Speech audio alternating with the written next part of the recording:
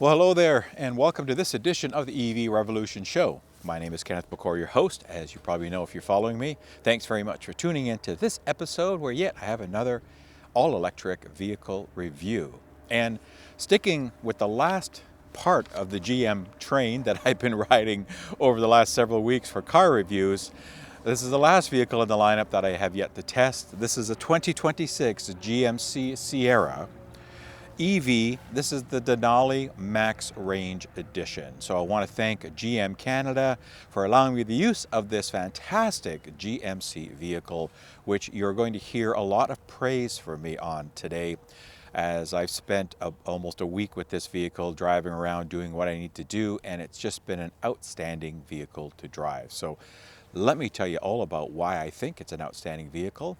So sit back, relax, and enjoy the show. Now, you've seen me do some reviews of pickup trucks before. I've done the F-150 a couple of times. Absolutely love that pickup truck. Did the Silverado EV as well. Absolutely love that pickup truck, even at a higher level than the F-150.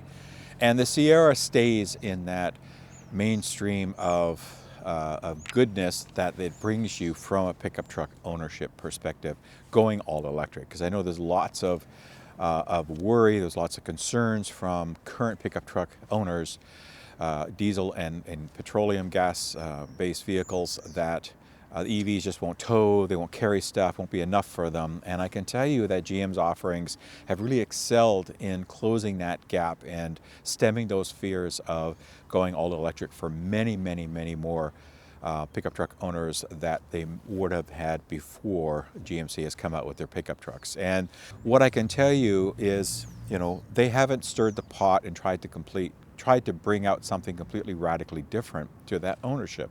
It's following the trends of Ford in the F-150, and of course with the Silverado, and now with the Sierra, in this case the Denali trim. It looks like a current, very similar to the Sierra Denali gas version or to the other Sierra gas versions. And that's, I think, the beauty of what Ford and GM have done, specifically here in GM, of bringing the looks and the feel and the workability, the usability of these vehicles to their ownerships, to the current owners, by not changing a lot. By saying, look, here's something you're familiar with. You're familiar with this lovely design package. You're familiar with the controls, the instrumentation, the features, which I'm going to get into. So we're not going to change any of that. What we are going to do is add an outstanding battery platform and a technology underpinning that platform, and give you a really good, a great experience to look at adopting an EV within your fold, or moving from gas to EV, even for small to medium size, I'll say, work environments, depending on what that means for people.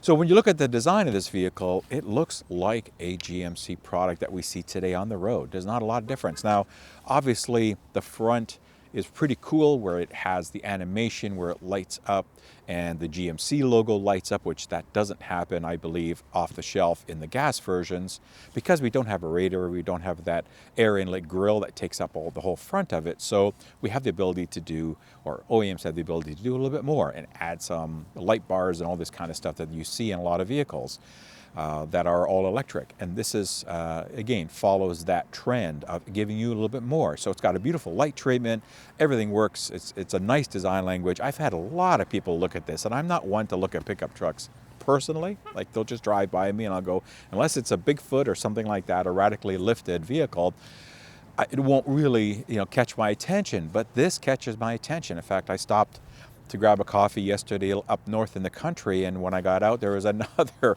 white Sierra EV Denali that was right there. The guy came out, we started talking, so it was quite interesting. Wow, here I am in the middle of nowhere country, a small town, and there's another owner there. So you actually notice them once you start seeing them, but they blend in. It's a beautiful design language, very competent and capable vehicle in what it provides for overall aesthetics and for functionality, and I'm going to get into showing some of those functions. So I want to applaud GMC again, and GM, for not changing, not rattling the boat there to discourage, to give current owners another reason, or a reason, to not look at EVs, because they're too radically different, they're too out there, they're too spaceship, whatever.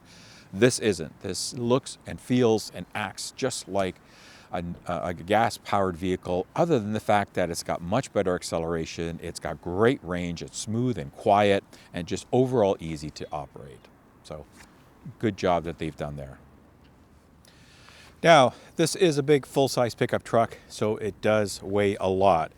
I was going to say it weighs a ton, but in fact it weighs 4.4 tons over about around 8,800 pounds. So it's definitely not light to drive around for sure, but there's more than enough power to move this. Now the specs on this, it's an all-wheel drive dual motor, also four-wheel drive setup, electronic four-wheel drive added to that, that produces 760 horsepower and 785 pound-feet of torque. That's a lot. There's a mode which is like the Watts the Freedom mode in the Hummer, where you can get all this power boost because it'll produce enough power to propel this 4.4 ton vehicle from 0 to 60 in about 4.5 seconds. Remember, folks, 4.5 seconds for a full-size pickup truck. That's crazy. Stock out of the factory, a family and stuff hauler. It's ridiculously crazy what these EV powertrains can do.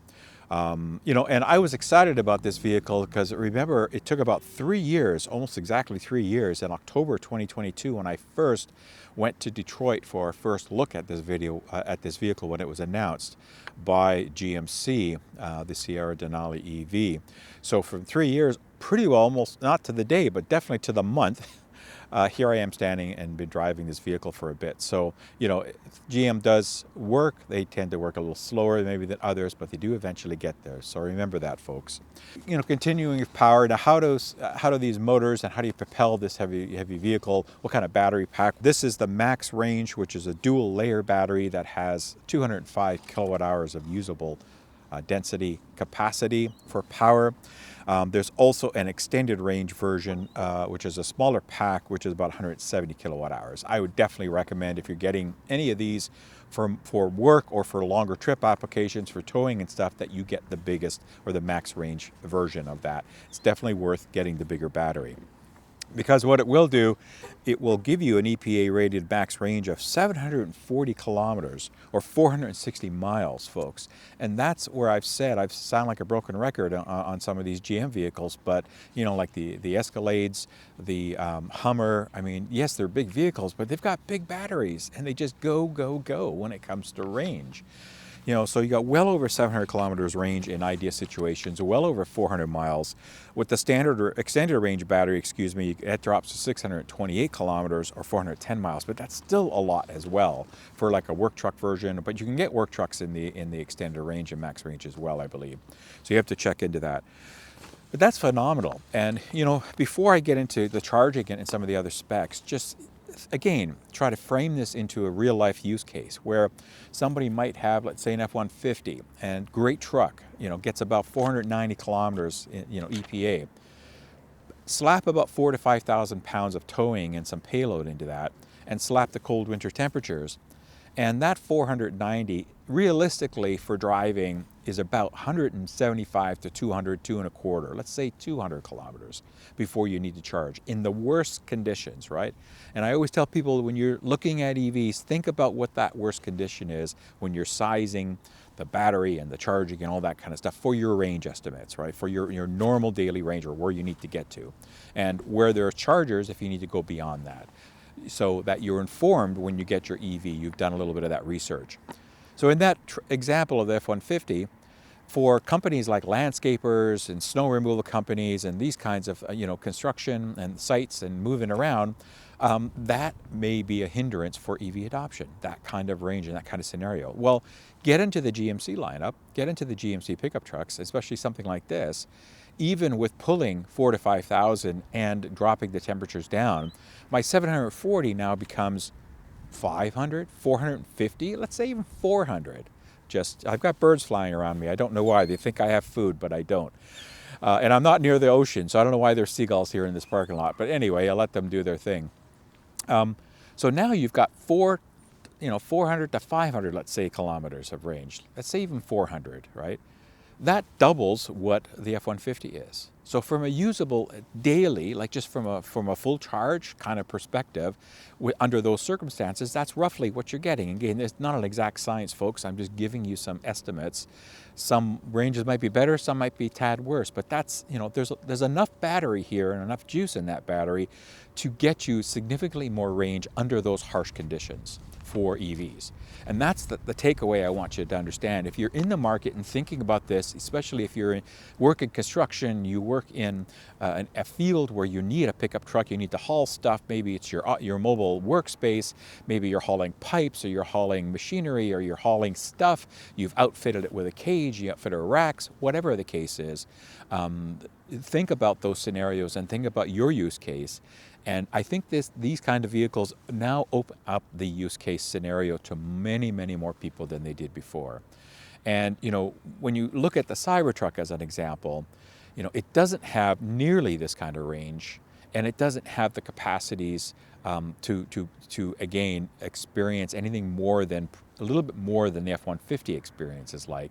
And it doesn't have the usability, in my opinion, that this has for what you can set these things up to do. You can do all kinds of things with this truck, as I mentioned, outfit them with different frames, different kinds of options, different kinds of accessories and stuff. Yes, you can on others, but more so on this frame on body approach. And that's what this is, even though it looks like a unibody platform with the styling. So, but if there's anything to take away from this vehicle, this video review and the reviews of these kinds of pickup trucks, especially from GM, is that they are fantastic. And I would say that they are the best all-electric pickup trucks on the market today, hands down.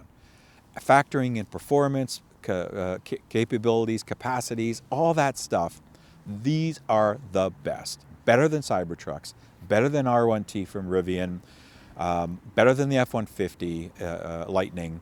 These are just great EV trucks, so I would stand behind that at this point in time. There's nothing else in the North American market that touches this stuff when you factor all that stuff in. Again, looks and all that stuff is subjective, so I'm not going to go there, but when you look at the pure functionality and the benefits you get out of it, these really are at the top of the heap. So before I get to charging, since I'm still standing in the front of it, let's look at the frunk. Yes, these vehicles have a frunk. In fact, they have a huge frunk. By comparison, in fact, they don't call it a frunk, they call it an e-trunk in GM language. So with the remote, I can open up the e-trunk if I just stand away from it, because it is sensitive to people standing near it, because it beeps and sometimes it opens and stops. So you can see it's got a power opening. And then, as I'll show you in some of the B-roll here, it's got a pretty spacious front end. And I really like this approach of being able to utilize lifting stuff in and out easier. And that's, I think, where Rivian fails, is that you have to lift stuff over that front fascia to get stuff in it. Yes, it's a deep, big well, but you have to lift stuff over it. Here, you can almost pass stuff through it, just like in the F-150. And that's where I think they've done really smart things, because this frunk does give you about 11 cubic feet or 311 liters of storage. It's got, I believe there's a drain plug in here, but I haven't really explored everything in here.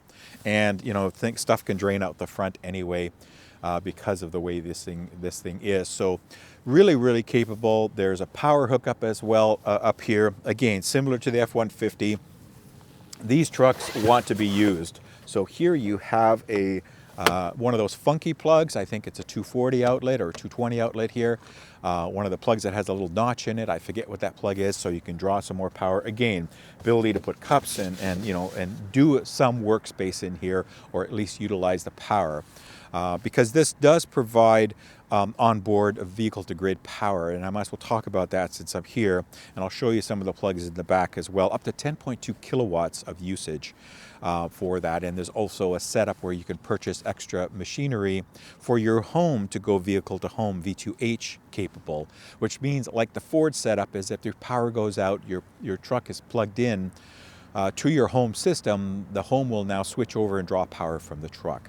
And at a 220 or 200 kilowatt hour battery storage, even if you're limiting the usage on that, maybe at a half for those kinds of areas, still getting 100 or 75, that will let you go a few days of power. So you can go quite long in a power outage, and that's another beauty of EV technology, is having the ability to do that, not get a gas generator and run the thing and keep getting fuel when maybe you can't get fuel for that either. So it's just a much more simplicity approach. All right, so this is where a pickup truck really earns its keep, is in the bed and the capacities and capabilities of the bed. Now, one thing I like about GMC, and Ford's done this, I mean, I think Dodge and Ram has done this as well, but it's a really handy feature to have this kind of partial tailgate opening. So you have two button selectors here. If I press the top one, it unlocks this smaller portion too. So if I just want to lift in and grab something, makes it a little bit easier to do that as well. And then I can close this back up. Again, it's a drop, kind of a power gravity drop for the tailgate, but it's a manual. It's not a power pushback, which is one thing I double checked. So if I want to open the entire tailgate, I just press that button, and as you can see, it drops down.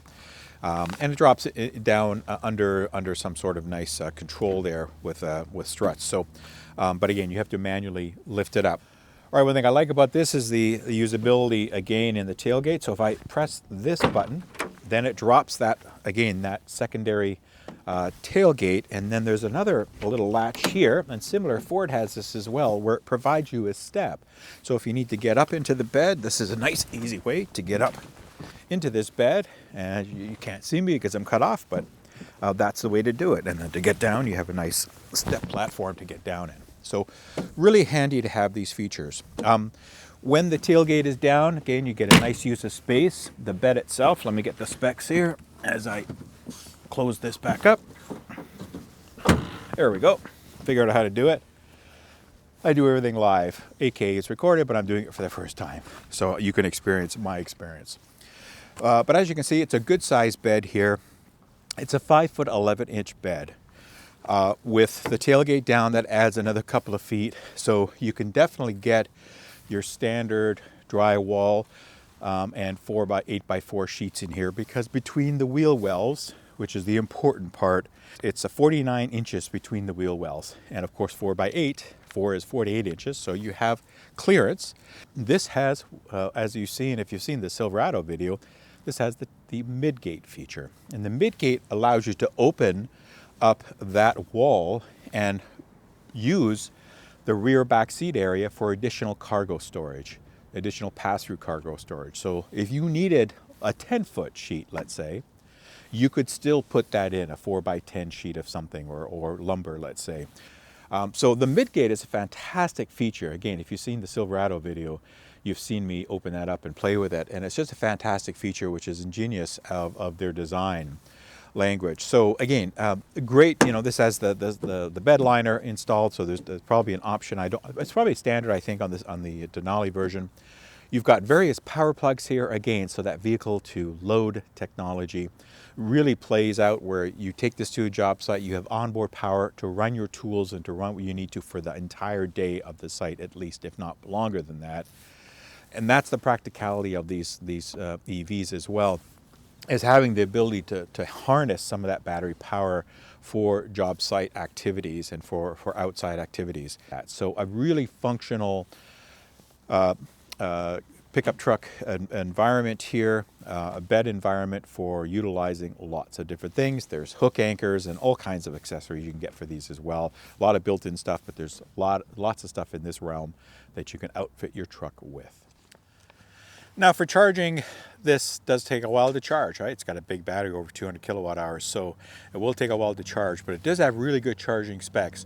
So it's got a standard big door, it's all manual here. Excuse the planes flying over, I'm near a local airport. But it does have, in this case, your standard CCS combo port. It's got your J1772 up top, and then your other facilities for the CCS fast charging. I believe these will be coming with NAC support. I have to go back and look at some of the literature. I didn't see anything on there, but I would assume that the way that GM's going, because some vehicles are already starting to come with NACS support, that this will follow. But there is an adapter that you can get. They may actually, I think they might provide it with this vehicle because it's in. They gave me one to use, but really I didn't really need to charge this vehicle. I could go all week on this vehicle without having to charge, and then for less than 20 bucks, boost it up and go another week of driving. So think of 80 bucks a month. But this charging port, AC, it will allow up to 19.2 kilowatts with the right, of course, charger and hook up to your power system and home. And then DC fast charging up to 350 kilowatts. And they do pull, I should say, power quite well. They do try to maximize at 350 as close as possible. But it is a big battery, so you will need some time to charge this up, especially for overnight. But if you're normal overnight, again, for under that time of use billing, the low-cost billing, for 12 hours, you should be able to get most of this battery back. You won't get it all back in 12 hours, but you'll probably get about 70% of that juice if you went down to zero, let's say, or close to zero within that 12-hour period. All right, so before I show you the rest of the interior, let's continue on with some of the cargo aspects, aka let's look at the back seat area. Now this is, of course, a full-size cabin, so it's got nice features, a nice step to get in on, grab bars as well on the side. So this is drop dead easy to get into, as you can see.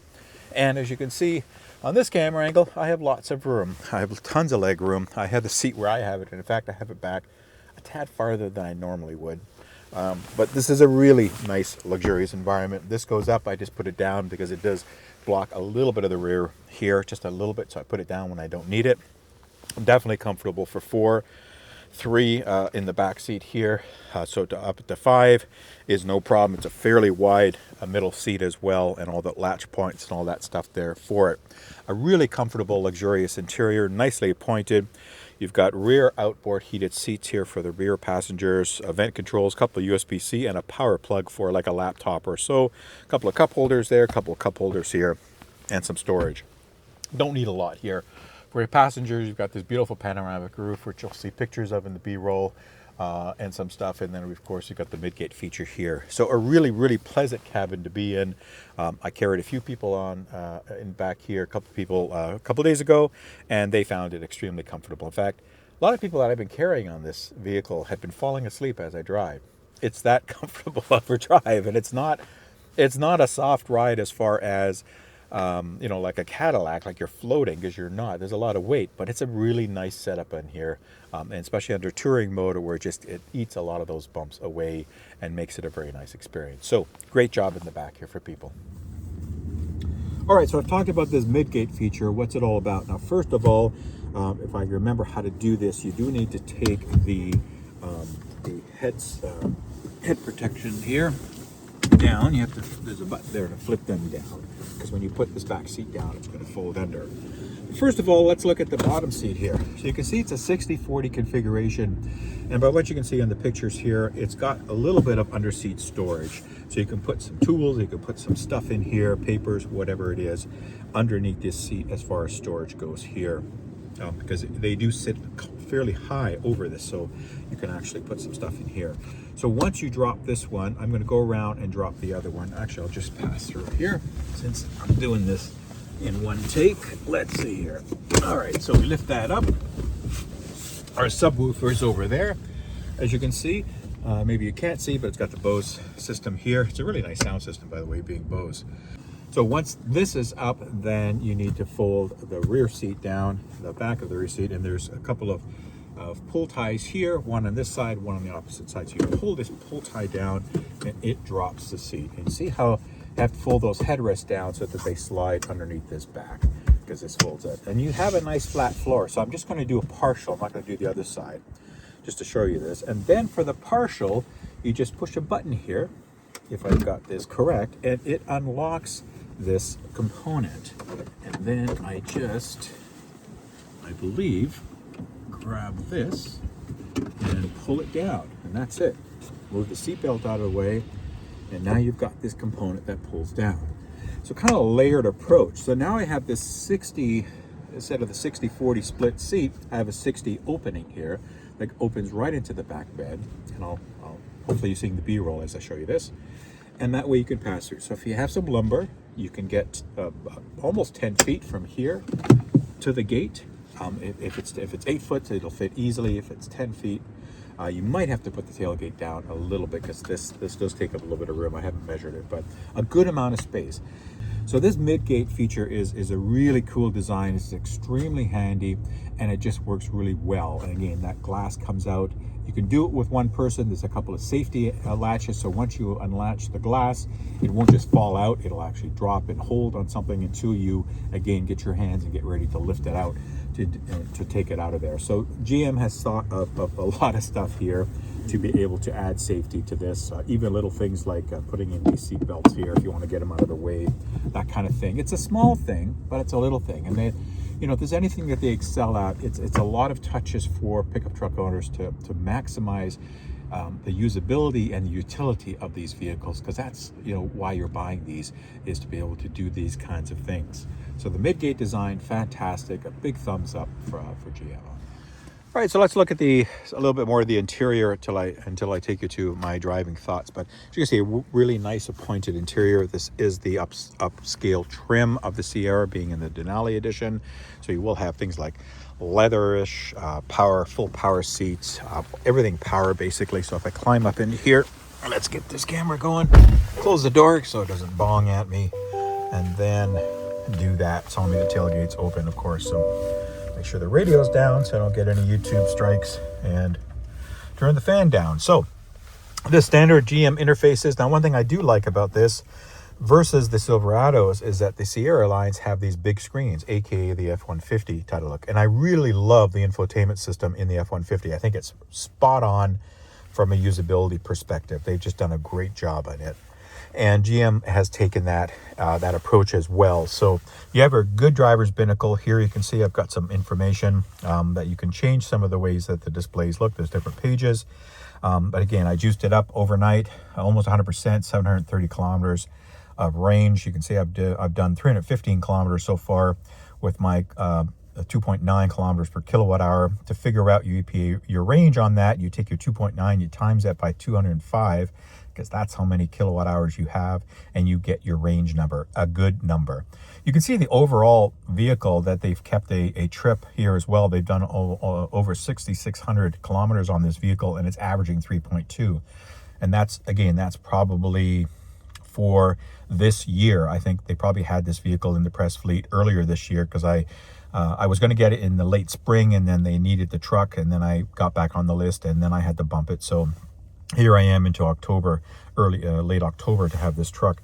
So you can figure out the numbers of what the real, and that's going through almost 4 seasons here, and you can see roughly what the efficiency is. And I say efficiency lightly because these aren't built to be efficient. That's why they have such big battery packs, so that you can milk the range and milk the usability out of these things as much as possible. So good control, good steering wheel here, nice buttons. I really like these kinds of buttons instead of like the individual ones, instead of the flat ones that are all one piece. Standard stocks that we're seeing from GM, all kinds of heated steering wheel, all that stuff. Again, going back to this interface, a really nice interface, very responsive as well. If I bring up the maps, it's running the Google system again here, so as you can see, nice response on that with searching capabilities, route, all that kind of stuff. You can change some of these tiles that are here. And then one thing I really like is a lot of these fast buttons. So you have a mix of physical controls, which I absolutely love. It's been so easy because it's been cold overnights. We've been getting some frost, so it's been cool. And to get in and heat the vehicle up by finding the right vehicles. You want to go up the temperatures, you want to go down, you just do this kind of thing. So you want to go higher on the fan, you go lower, that kind of stuff. You have your volume here, aka the F-150. There's also something behind the steering wheel as well. And the seat heater, all that kind of stuff, which way you want the vents to go. It's all easy access. Your rear glass heating as well to melt the frost in the morning. So everything is, I like these quick controls. They're nice and easy. And then there's other things you can, one pedaling, one pedal driving, all that kind of stuff, one pedaling. So there's lots of stuff. It's a really comprehensive menu system. This does have a service where you can have Wi-Fi as well with the GM service, and their apps as capabilities. I was able to download YouTube and watch YouTube on here, that kind of stuff. So again, a lot of nice stuff in here. Several kind of modes. I'm not going to go into everything in the menu. I've just done my mode, which means that I've just set it up so that I've had really comfortable settings. I wanted everything to be kind of on the relaxed side of it. for me, just to get a normal experience. But there are a couple things. There is an off-road and a towing and a hauling. Now, there isn't a winter mode, and I watched a guy drive this in the winter, and he said it was okay in handling. Now, again, obviously you have to get really good snow tires and then understand this. This does have traction control, so it still ran pretty good. You just have to understand what that means when you're driving a pickup truck in the winter, that you've got a lot more physical space to deal with there. This is the button if you want that instant power, and then you have other settings as well here, where if you want the rear steering, this does have rear steering, which means you can turn it on or off. I left it on because it tightens the turning circle, makes it really nice. I think it's an 8 or 9 degree steering because you can quite see it. And then some other features here. If you went into some more controls, you could get into stuff like there is the crab walk feature in here somewhere, but you can do more controls here. The HUD, this does have a heads-up display, but I turned it off because I realized I really don't need it here. Here's the crab walk feature. So if you wanted to invoke crab walk and put it into crab walk mode and do those zigzag kind of modes, you can. So it has that feature as well. Again, you have to check what packages will offer this feature. But a lot of nice, easy ways to find information and find stuff. There are apps you can download as well and all that kind of stuff. And then there's a trailering mode. So if you're trailering, you're connected to the built-in electronic brake controller. It will allow you to play with some of those settings. There's a boat wrap assist to give you some weight alerts, that kinds of stuff. A lot of sophistication into what GM knows that you're going to be using this truck for, one of the reasons that you would buy a truck like this. Now, when we talk about trailering, I do want to bring up the cameras, because those are really good features here. And there's a nice set of views here, nice wide, good view for the rear camera here. And then, of course, this is the forward. I can go to the back. Look, I have the tailgate open, so that's why it's giving you this skewed view. The tailgate is open right now. I left it open, but otherwise you would see the back in clarity, and then that's your front view. And then for your trailing mode, again, it's going to be skewed a little bit because I have the tailgate open, as you can see here. But if you want to look down, and this would actually put you down, so if you're going to back into the trailer, and then a front view as well if you're moving somewhere to front, and then your kind of your blind spot or your curve views as well, which is nice when you're going into tight situations.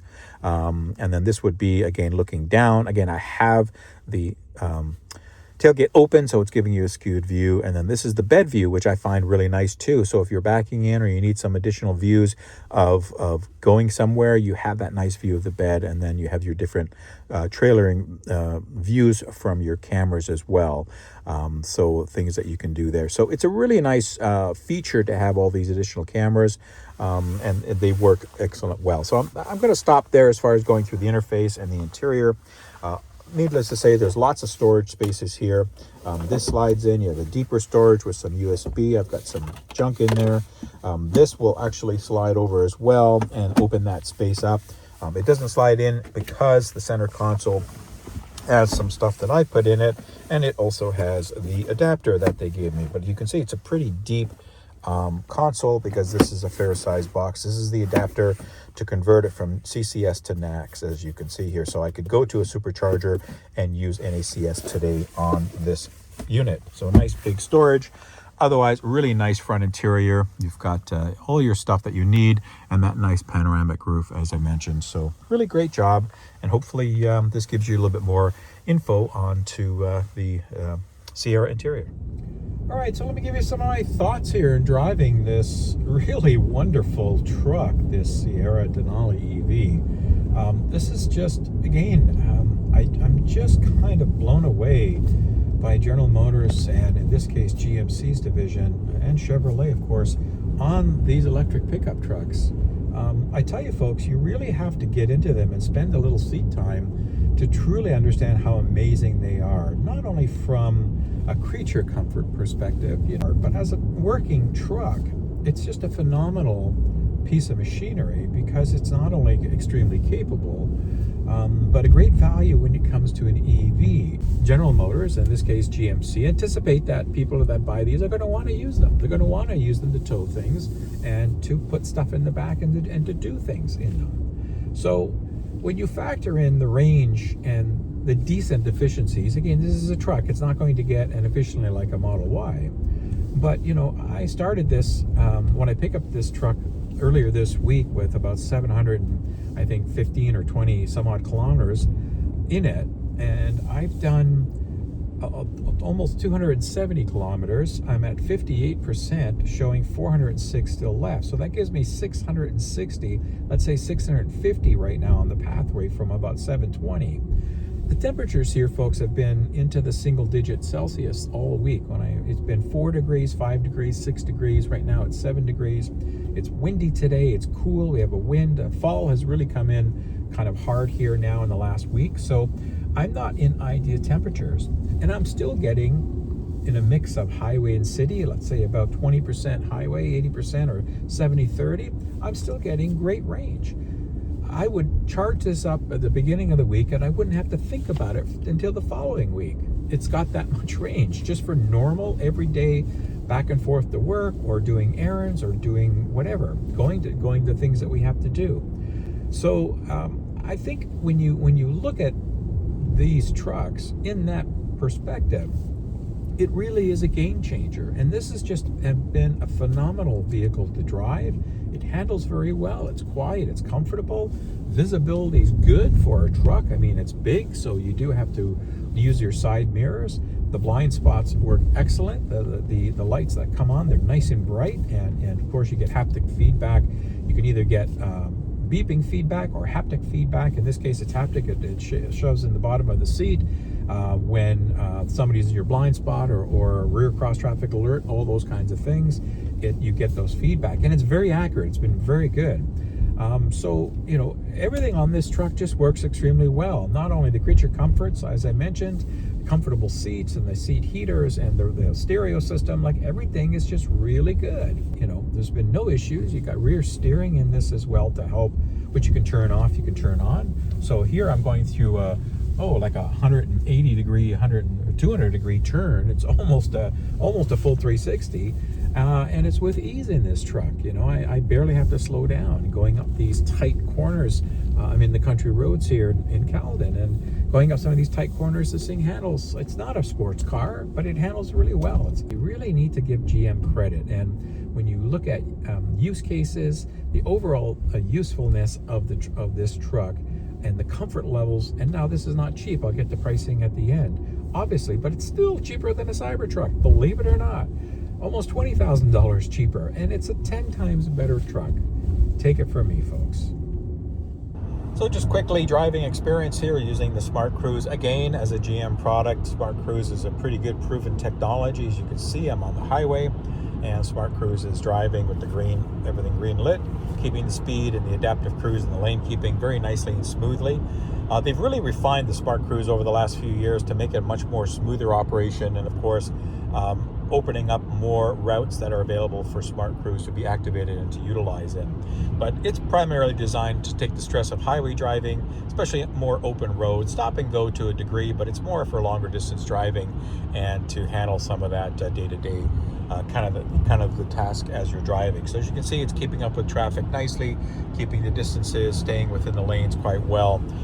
As far as driving impressions on this vehicle, again, I'm sounding like a broken record, but GM is just doing some great stuff with this EV battery technology platform, aka Ultium. It's a really nice ride, great power delivery. This has oodles of power.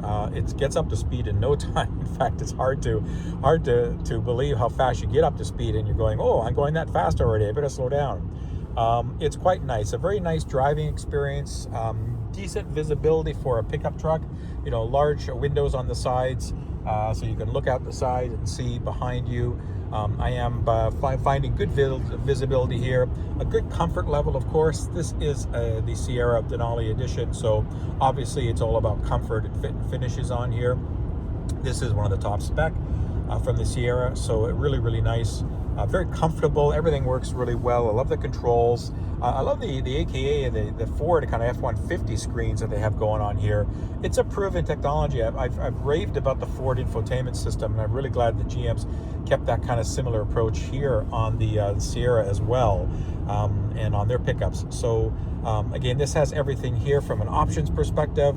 So it's going to be loaded, it's going to have really nice stuff, and of course the Smart Cruise again is keeping me safe and distanced. So really nice interior, really enjoy this. I'll give you a quick view of a little bit more of the interior as well, but overall the driving experience is good. It's fairly quiet for a big pickup truck. I mean, obviously there's wheel noise and stuff like that, a little bit more wind noise because this is a big vehicle, but it's pretty quiet, especially as an EV goes. So really, really nice vehicle. They've done a great job in soundproofing and making this a comfortable drive, yet still something that you can take on the job site. All right, so I apologize for the length of this video. This is a long video, but there's a lot of information that I wanted to convey on this vehicle, including some of the payload information. So you can put up to 1,500 pounds in the bed of this vehicle, depending on how it's outfitted, and you can tow up to 10,500 pounds. So as you saw with the cameras and the features, the built-in systems that are here, it's very capable of towing. So that's a great thing for these pickup trucks. But as always, when we talk about capability and features and functions, they do come at a price. And this is no exception. Now, this being the top spec Sierra product from an EV perspective, base price on this Sierra EV Denali, the max range, is $119,998. So a couple bucks shy of 120 grand. That's a lot of money. And when you add a couple of options to it, not many, it boosts the price up to $124,093 according to the sticker. This has the beautiful thunderstorm gray paint, as you can see here. That's really one of the only options that's on here, plus a couple of other stuff. Not very much. Oh, your destination is into that number. Your PDI freight is in that number as well. So that's where it comes out to, just shy of 125. A lot of money for a full-size pickup truck, I get it. Is this a good value truck in this market segment? Absolutely, it gets a thumbs up. Again, it's at the top of the GM sphere. Absolutely a fantastic truck. I really can't say enough about it, and I would encourage you to watch other videos if you're interested in this truck, and you'll see that everybody is singing the same praise. It's not just me. Folks, I'm not paid by GMC or GM, any of the GM divisions. I don't get anything from them other than my name's in the press fleet, and when these things come up, they send me an email and we coordinate, and I get something for a week as a loaner to try these out. That's the extent. And once in a while, GM invites me to something, whether it be a local event or WebEx, or once in a blue moon, they would fly me somewhere, but it's very rare. So I don't get anything for pushing GM products. I'm just telling you what I feel, telling you what I see and what I experience, compared to the market that I fortunately have access to a lot of vehicles. And I haven't been able to test everything out there. I haven't been able to spend a week with the Rivian R1T as an example, but I did spend an afternoon with the R1S to get a feel of the Rivian product. So, you know, I'm basing some of my observations on what I see from other people and what I've seen by physically looking at static displays of the vehicles. Like I've been in the Rivian truck as an example many times, statically, but not driving it. So I can relate some of those functions as an example. The Cybertruck, yes, I've spent a couple of days driving around the Cybertruck. So I do have a little bit of experience in understanding how that thing goes. And some of the other trucks out there, of course, that I've done reviews on. So when I'm talking about the GM and that this is really the best all-electric pickup truck series on the marketplace today, I mean it. And I have a lot of information to fall back on from a comparison to state that. So well done, GM. Well done, GMC. If you're looking in this market again, hopefully I've given you a lot of information and broke some of it down to make it more meaningful to you, because that's what I'm here to do. And you come away from this video with a better appreciation and a better understanding where GM has taken their pickup truck lines into the electrification landscape. All right, and that's it for this long version, long-winded episode review of the 2026 GMC Sierra EV Denali Max Range pickup truck. I want to again thank GM Canada for allowing me the use of this vehicle. And thank you for, if you stuck through this vehicle, stuck through this review, which was a bit longer today because I went through a lot of different components. I really appreciate that. If you have questions, comments, please let me know either by Twitter or email works better for me. I don't do a lot on Twitter too much anymore, so but I do monitor it, so those are a couple of ways to reach me. But email, I love to get emails. If you have one of these, I'd love you to share your experience with me and tell you how it's been, good or bad, because if there's something I'm missing on this, I love to know. Nothing is perfect, but this thing has been just ridiculously easy all week to get around in and to do what I've needed to do. So thanks very much for taking the time out of your busy schedules, and hope you found this show informative. And until the next time, everybody stay safe, and I will see you when I see you. Take care, and bye-bye.